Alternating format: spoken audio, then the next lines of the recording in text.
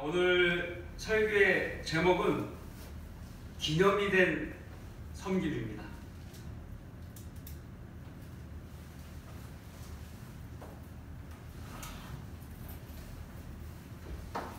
세상을 살아가면서 잘 사는 것이 무엇일까? 누구나 한 번쯤은 고민합니다. 어떻게 살아야 잘 사는 삶인지 깨달으려면 너무나 막연한 생각인 것입니다. 그러나 어떻게 살아야 현 세상을 후회 없이 사는가라고 이렇게 표현을 달리해서 생각하면 쉽게 와닿는 것입니다. 후회란 과거에 잘못한 일이나 하지 않은 일을 두고두고 생각하면서 한탄하는 것을 말합니다. 인생의 중대한 사건에 대해 느끼는 후회는 개인에 따라 크게 차이가 납니다. 그 사람의 성품에 따라 차이가 난다는 것입니다. 일반적으로 사람들은 자기가 원하는 것을 이루지 못하였을 때 후회를 하게 됩니다. 그런 일들이 살면서 몇 번이 있을 것입니다. 그러나 가장 큰 후회는 누구나 숨이 끊어지기 전에 갖게 된다는 것입니다. 세상 사람들은 오로지 세상의 가치 기준으로 자신의 인생을 평가할 뿐입니다. 인간 세상의 가치 기준이란 윤리적인 것이나 도덕적인 관점을 통해서 그 가치를 둔다는 것입니다. 결국 사람들이 하는 후회도 모두 세상적인 가치에 따라서 하게 마련입니다. 여기 뜻밖의 경험을 통해서 자신의 과거를 후회한 사람이 있습니다. 그 사람은 바로 노벨입니다. 노벨상을 제정한 알프레드 노벨은 어느 날 아침 충격적인 기사를 보게 되었습니다. 죽음의 상인 다이너마이트 왕 알프레드 노벨이 사망하다라는 기사 제목입니다. 노벨 자신은 살아있는데 자기가 죽었다는 기사가 난 것입니다. 왜냐하면 신문사가 노벨 동생이 죽은 것을 노벨이 죽은 것으로 잘못 기사를 내보냈기 때문인 것입니다. 그는 자신을 죽음의 상인이라고 세상이 평가하는 것을 살아있을 때 미리 보게 된 것입니다. 그가 만든 다이너마이트가 많은 사람들을 대량으로 살상하는 무기로 사용되는 것을 깨닫게 된 것입니다. 그가 무기 공장을 만들어서 대량 살상 무기를 파는 자로 세상이 알고 있구나 라고 자각을 하게 된 것입니다. 그래서 노벨은 자신의 전 재산을 인류의 평화를 위해서 쓰라고 유언을 남기게 된 것입니다. 이것이 노벨상이 만들어진 계기였던 것입니다. 노벨이 잘못된 기사를 접하지 않았다면 자신이 한 일들이 악한 세상에서 사람을 희생시키는 용도로 사용되는 것에 대해 후회를 하지 못했을 것입니다. 그러면 노벨재단이 만들어지지 않았겠죠? 그러나 이 노벨상은 구원받지 못한 사람들의 가치를 적용하는 세상적인 상일 뿐입니다. 우리 그리스도인의 삶은 세상을 자신의 피로 사셨으며 또 부활하셔서 영원히 사시는 분에 의해 그리스도 심판석에서 정해지게 됩니다. 그래서 모든 그리스도인의 후회의 시점의 기준은 주님께서 능력으로 이 땅에서 불러 올려주시는 시점을 기준으로 하여 평가를 받게 되는 것입니다. 물론 예수 그리스도의 피로써 거룩하게 되어 잠든 자들도 역시 마찬가지로 그 시점에 평가를 받게 됩니다. 주님의 초림 때 함께 있다가 죽은 죄인들은 얼마나 후회가 막심하겠습니까?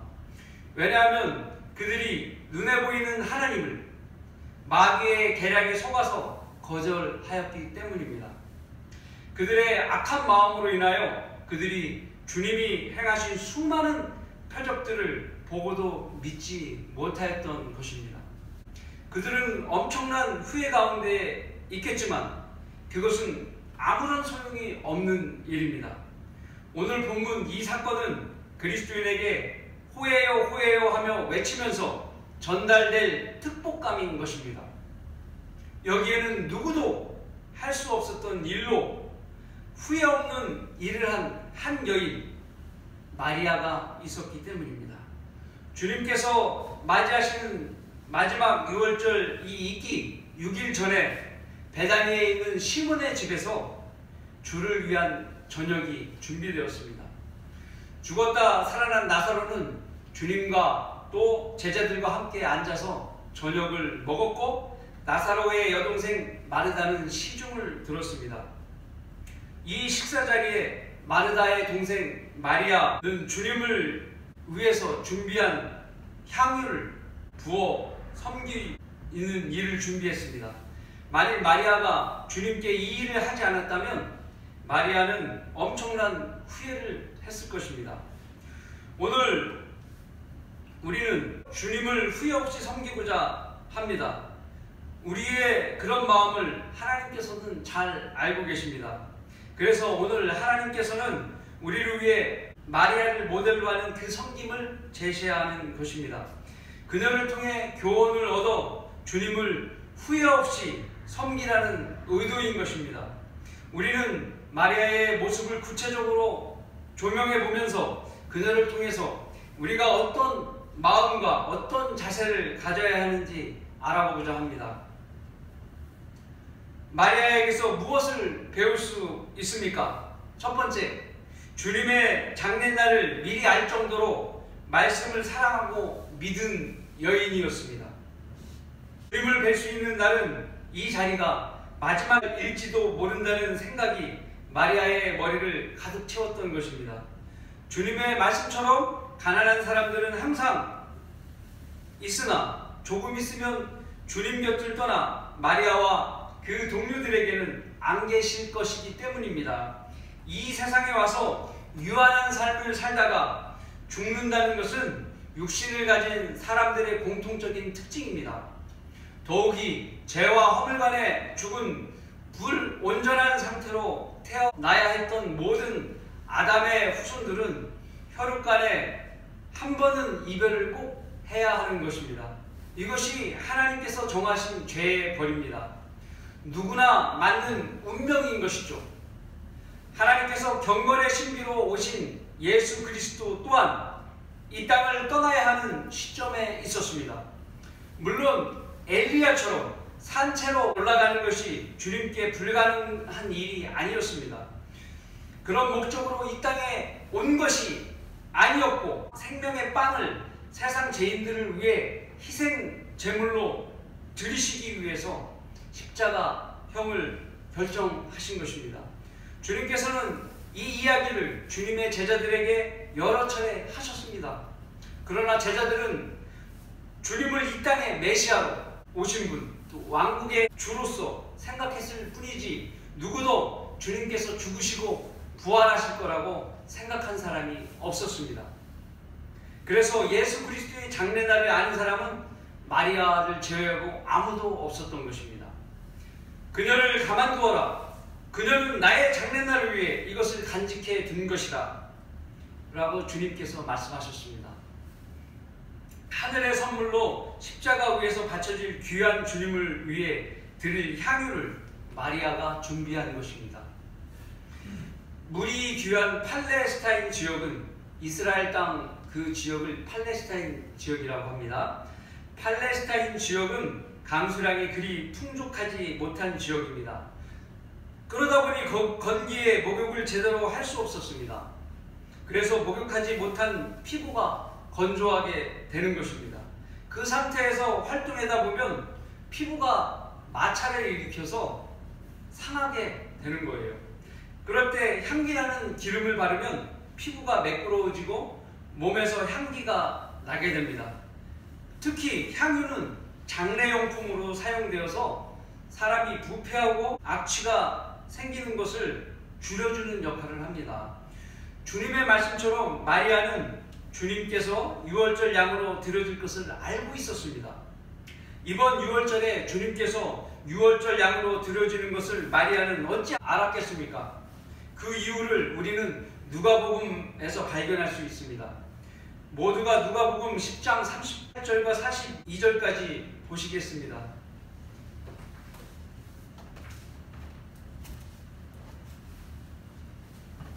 누가복음 10장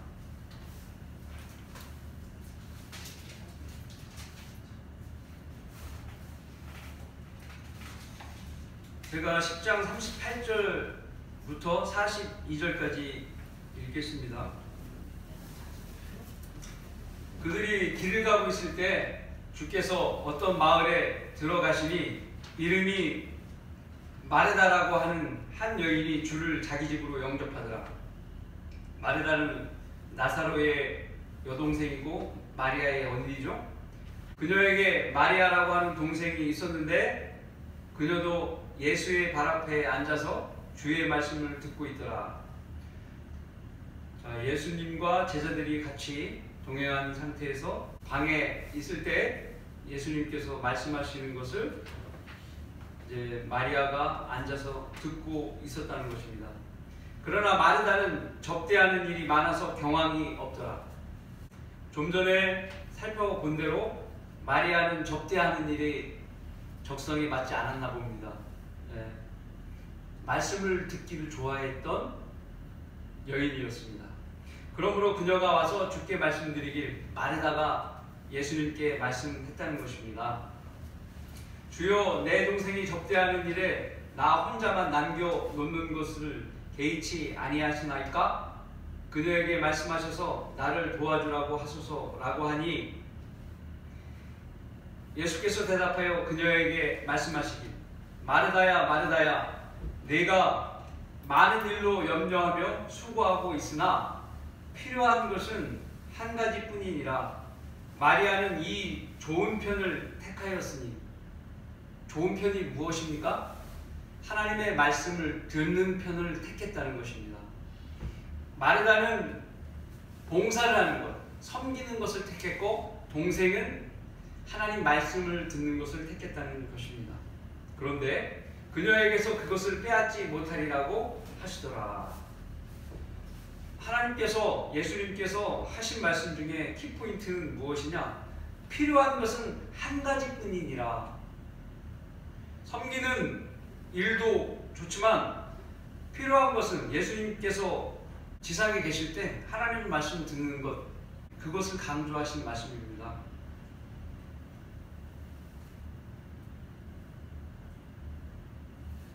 이 이야기를 통해서 섬김의 일이란 육신적으로 하는 일도 있지만 말씀을 잘 경청하는 일도 있다는 것을 알 수 있습니다.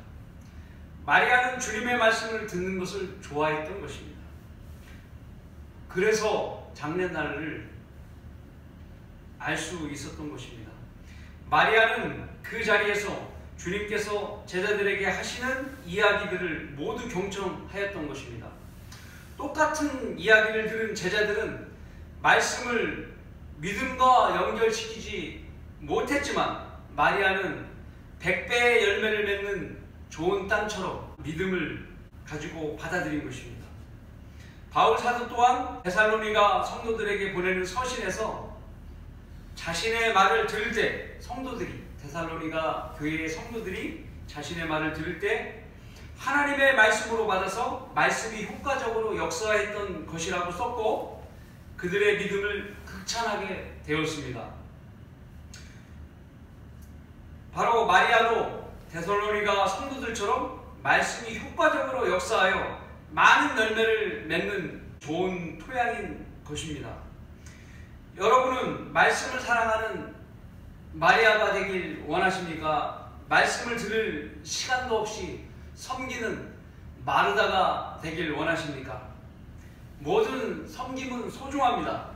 그러나 말씀을 듣는 것은 꼭 필요한 것입니다. 처음 결혼한 사람들은 서로가 들어온 이야기나 생각이 다르기 때문에 자주 대화를 하면서 말다툼을 하기 일쑤입니다. 그런 과정이 오래 지속되게 되면은 부부간에 긴 대화를 하지 않아도 10년, 20년 지나게 되면 주어를 생략하여도 대화가 되는 것입니다. 또 목적어와 주어만을 가지고 동사를 쓰지 않아도 남편이 이야기하는 것을 부인이 알아듣게 되는 것입니다. 그것은 같은 처지에서 같은 생각으로 상대편 말을 오랜 동안 들어왔기 때문에 가능하게 되는 것입니다. 마찬가지로 주님의 말씀에 익숙하게 되면 주님과 소통하는 일들이 수월하게 되는 것이며 특히나 그분의 뜻을 잘 알게 되는 것입니다. 찰스 스펄전 목사는 말했습니다. 하나님을 알고자 한다면 먼저 그분의 말씀을 알아야 한다. 하나님의 능력을 인식하기 원한다면 그분이 어떻게 그분의 말씀에 따라 역사하시는지 보아야 한다. 하나님의 목적이 성취되는 것을 보길 원한다면 그것은 오직 그분의 말씀에 의해서만 발견할 수 있다. 현실적으로 우리는 주님의 말씀을 들으려고 해도 들을 수 없습니다. 이미 하나님의 말씀은 성경에 다 기록되어 있습니다. 그 말씀은 살아있고 활력이 있어서 마음의 생각과 의도를 파악하여 우리의 필요에 응답하시는 것입니다. 그분의 뜻을 계시하는 방법을 받는다고 하는 은사주의자들의 말에는 미혹만 있는 것입니다. 거짓된 속임수일 뿐입니다. 잠언 4장 4절은 이렇게 말씀하고 계십니다. 그가 또 나를 가르쳐 말씀하시길 내 말들을 네 마음에 두라 내 계명들을 지키라 그리하면 살리라 하셨느니라 라고 말씀하십니다. 하나님의 말씀을 마음에 두고 말씀대로 살아야 합니다. 설교를 듣는 일을 소홀히 한다면 그 소홀히 하는 자의 기도를 하나님께서 가증스럽게 여기신다고 말씀을 합니다. 결국 주님의 말을 잘 듣고 잘 이해한 마리아는 주님의 말씀이 효과적으로 역사하였던 것입니다. 그러므로 우리는 말씀을 사랑하는 사람이 되어야 할 것입니다. 매일 주님의 말씀 앞에 다가가야 합니다. 그러면 주님도 나와 더욱 긴밀하게 교제해 주시는 것입니다. 주님의 사랑 안에 거하는 방법은 마리아처럼 주님의 말씀을 사랑하는 것입니다. 마리아에게서 무엇을 배울 수 있습니까? 두 번째, 주님께 드릴 귀중한 선물을 준비하고 간직해 두었습니다. 예수님께서 말씀하시기를 그녀를 가만두어라. 그녀는 나의 장례날을 위해 이것을 간직해 둔 것이라. 본문 7절의 말씀에서 마리아가 간직해 둔 것은 감송 향유였습니다.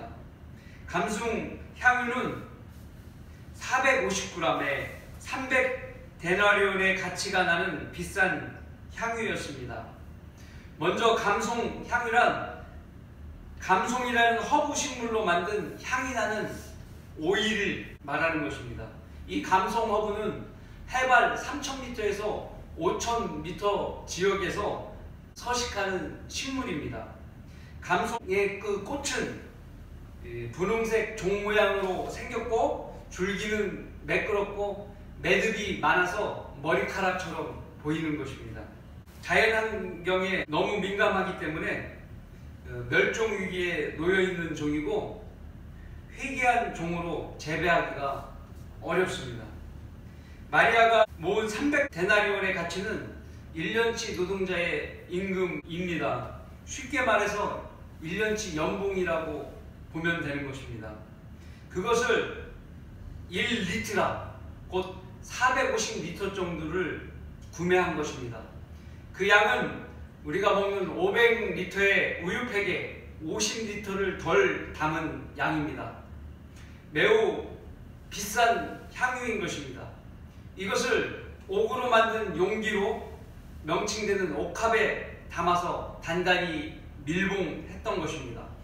마리아는 주님이 오실 때까지 또 그날이 다가올 때까지 그것을 잘 간수하고 있었습니다. 마리아는 오빠 나사로와 언니 마르다의 동생으로 그 향유를 구하기 위해 평소에 차곡차곡 모아놓은 돈, 곧 현재로 말하자면 적금 통장 같은 것을 깨고 그 감송 향유를 구매했던 것입니다. 왜냐하면 지금도 그렇지만 1년 연봉을 모으려면 생활비를 제외하고 최소 3년 이상을 모아야 그 돈을 모을 수 있기 때문인 것입니다. 아마 그녀는 그녀가 결혼하기 위해서 결혼 자금으로 모아둔 돈일 수도 있는 것입니다. 주님은 그녀에게 그렇게 소중한 가치가 있으신 분이었습니다. 아버지처럼 든든한 오빠 나사로를 부활시켜 주시고 또 부모님들에게 들었던 메시아의 이야기나 다가올 왕국에 대한 이야기를 예수님께서는 자세히 알려주셨던 것입니다. 마리아는 육신으로 오신 하나님이라고 예수님을 믿었습니다. 그런데 바로 예수님께서 죽으셔야만 한다는 이야기를 들으면서 자신이 주님을 위해 무엇을 드릴 것인가에 대해 많은 날을 고민을 했었을 것입니다. 그리고 자기가 가진 전부를 가지고 감송향유를 사서 그날까지 아주 깊숙한 곳에 보관하였던 것입니다. 마리아만 아는 비밀스러운 장소에 보관하고 언니 마르다도 오빠 나사로도 모르게 간직했던 것입니다. 주님을 위한 마리아의 섬김의 준비는 그 과정까지 아름다운 것이었습니다. 그래서 그녀를 가만두어라. 그녀는 나의 장례날을 위해 이것을 간직해둔 것이라고 주님은 말씀하신 것입니다. 마리아가 생각했던 것처럼 바울 사도는 예수 그리스도를 디모데전서 6장 15절 10에서부터 17절에서 이렇게 말씀하고 계십니다. 자기 때가 되면 주께서 나타나시리니 그분은 복되시고 유일하신 통치자시오 만왕의 왕이시며 만주의 주시라. 오직 그분만이 불멸하시며 어떤 사람도 접근할 수 없는 빛 가운데 거하시며 어떤 사람도 보지 못하였고 또 볼 수도 없는 분이시니 그분께 영원한 존귀와 능력이 있기를 원하노라. 아멘. 이 세상에 있는 부유한 자들에게 명하여 마음이 교만하지 말고 불확실한 재물을 신뢰하지 말며 오직 우리에게 모든 것을 풍요하게 주셔서 향유케 주시는 살아계신 하나님을 신뢰하라고 하라. 이렇게 말했습니다. 마리아가 신뢰한 하나님은 우리에게 모든 것을 풍요하게 주셔서 향유케 하시는 살아계신 하나님이신 것입니다. 마리아는 불확실한 재물을 팔아 살아계신 하나님을 섬기는 데 쓴 것입니다. 현명한 투자인 것입니다. 현명한 투자인 거예요. 한 번은 무디 목사가 이런 설교를 하였습니다. 어떤 이민을 떠나는 사람들이 있었습니다. 그들을 태운 배가 목적지에 도달하기 전에 조난을 당했습니다. 겨우 도착한 곳이 무인도였습니다. 이곳에서 사람들은 일시 거처를 마련했습니다.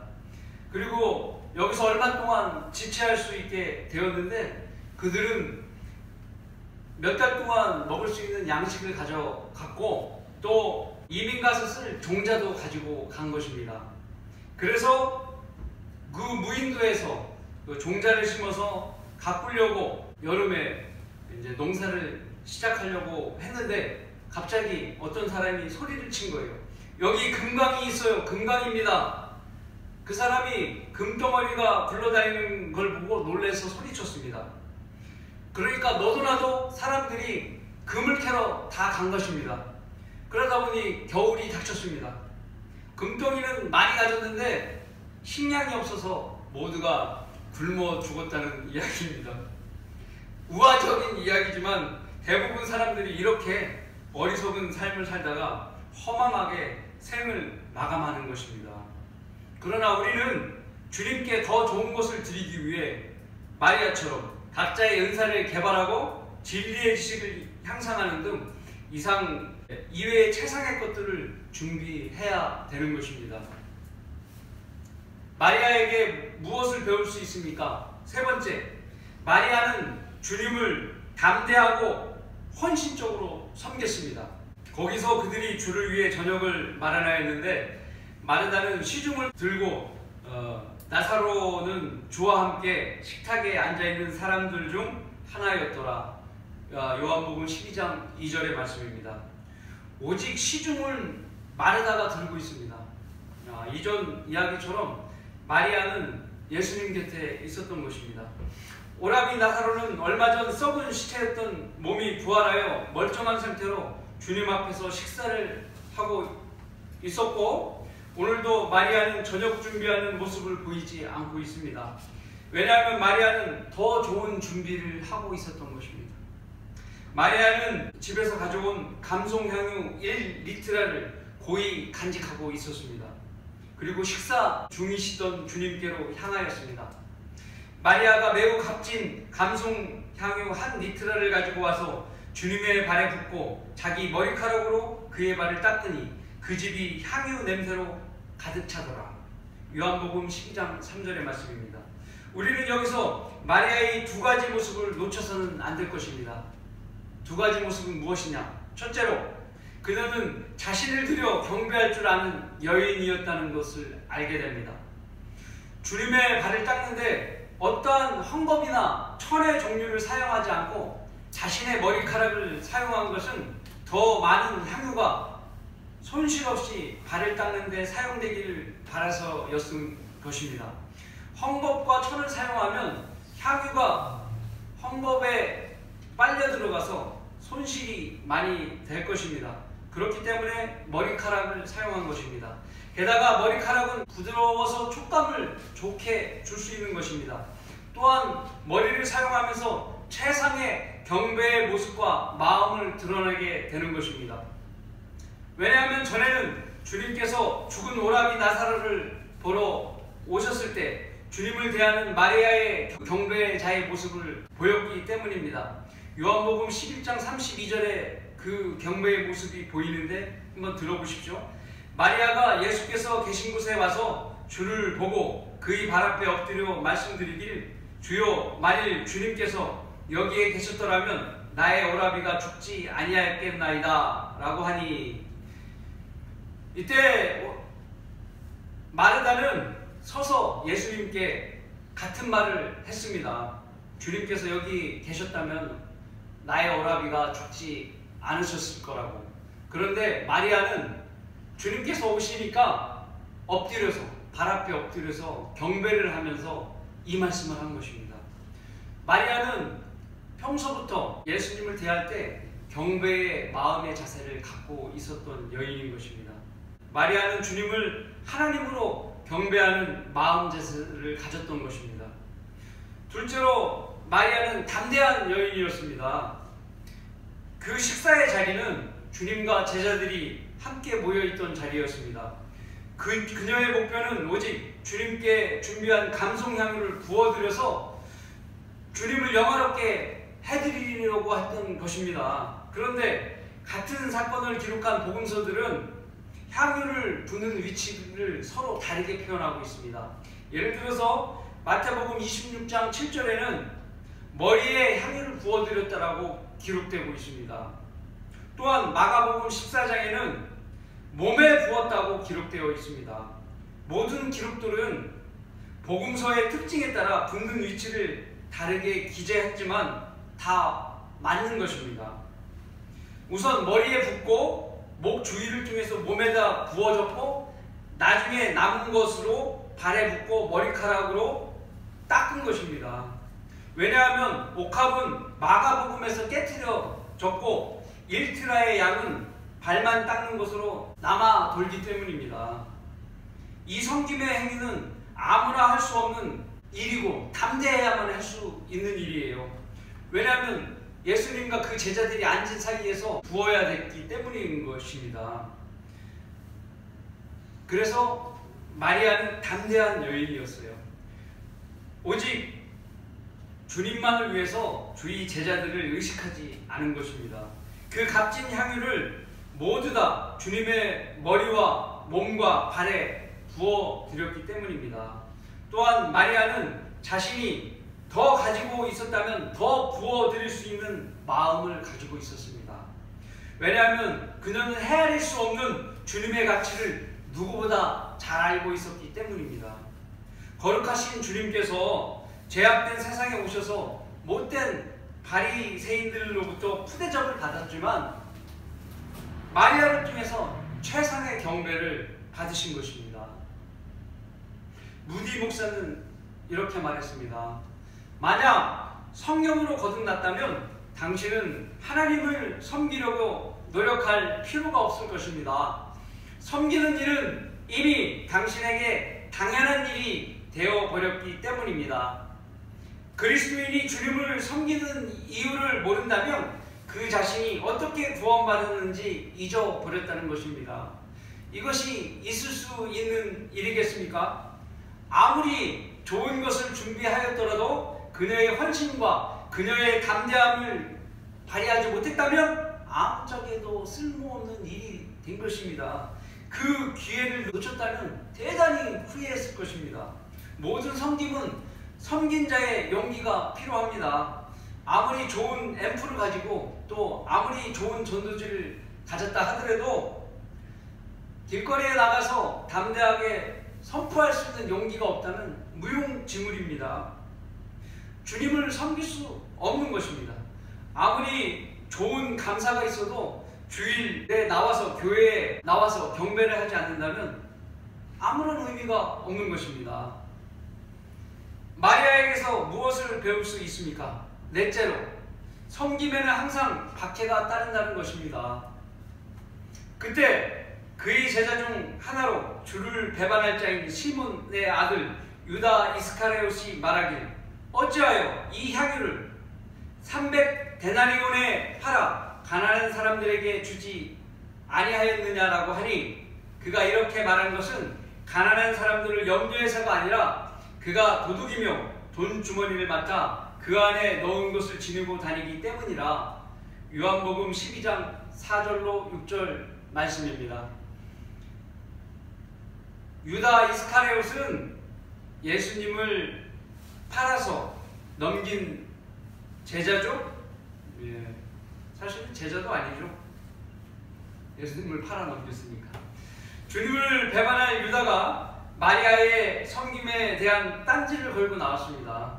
그가 주장한 것은 인권과 복지였습니다. 왜 가난한 사람들에게 이것을 나눠주지 않았느냐? 인권과 복지였습니다. 그러나 주님은 그에게 가난한 사람은 항상 너희와 함께 있고 주님은 너희와 함께 있지 않다고 말씀하시면서 그의 입을 다물게 하셨습니다. 주를 섬기는 우리의 상황도 이와 마찬가지입니다. 거리에서 복음을 전하면 어떤 사람이 와서 주변 사람들이 시끄러워하니까 사람들에게 소음 공해 유발하지 말고 조용히 하라고 충고합니다. 경찰에 신고도 합니다. 아니면 여기서 이러지 말고 가난한 사람들을 위해서 봉사나 하고 사랑의 실천을 하라고 권유를 합니다. 진리를 실행하는 곳에는 반드시 방해가 따르는 것입니다. 디모데후서 3장 8절은 그러한 자들을 믿음에서 버림받은 자들이라고 합니다. 얀네와 얀브레가 모세를 대적하는 것 같이 이제 그들도 진리를 대적하니 이 사람들은 마음이 부패하고 믿음에 관해서는 버림받은 자들이라. 얀네와 얀브레는 파라오 앞에서 모세가 보여주었던 표적들에 대항하여 마귀들의 도움으로 마술을 실행했던 자들의 이름입니다. 이들은 자기들의 조잡한 행위로 하나님의 능력을 흉내내려 했던 마음이 부패한 자들이고 악의 편에 서서 악한 자를 더욱 완악하게 만들었던 자들입니다. 이러한 부류들은 변개된 성경으로 하나님의 사역을 변주시켜 민생 복지를 기반으로 한 사회복음을 전하는 기독교 단체들에서 찾아볼 수 있습니다. 하나님께서는 성경에 하나님의 말씀들을 기록하시고 믿음의 지표로 삼으라고 하셨으나 그들은 인간의 전통과 민생 철학을 앞에 두고 성경을 뒷전에 두어 버린 자들인 것입니다. 오늘 본문에서 주님께서 마리아의 행위에 대적하여 일어나는 소유를 권위 있는 말씀으로 잠재우신 것처럼 세상의 모든 소유들을 잠재울 수 있는 것은 오직 권위 있는 한글 킹제임스 성경뿐입니다. 오늘의 예처럼 바르게 섬기고자 하는 곳에 항상 어려운 박해가 있음을 우리는 당연히 받아들여야 하는 것입니다. 그리고 주님께서 항상 구해 주실 것을 믿어야 합니다. 디모데후서 3장 10절과 11절은 말씀하십니다. 그러나 너는 나의 교리와 생활 방식과 목적과 믿음과 오래 참음과 사랑과 인내와 박해와 고난 곧 안티옥과 이코노움과 루스트라에서 내게 일어났던 일들을 온전히 알거니와 내가 어떤 박해를 당했을지라도 주께서는 이 모든 것 가운데 나를 구해내셨느니라. 주님께서 우리 섬김에 대해서 항상 구해주실 것을 신뢰하셔야 하는 것입니다. 결론을 맺겠습니다. 우리가 한 일들이 잠시 후에 주님으로부터 평가받게 됩니다. 후회 없는 삶을 살기 위해 우리는 오늘 함께한 말씀들을 다시 정리해야 할 필요가 있습니다.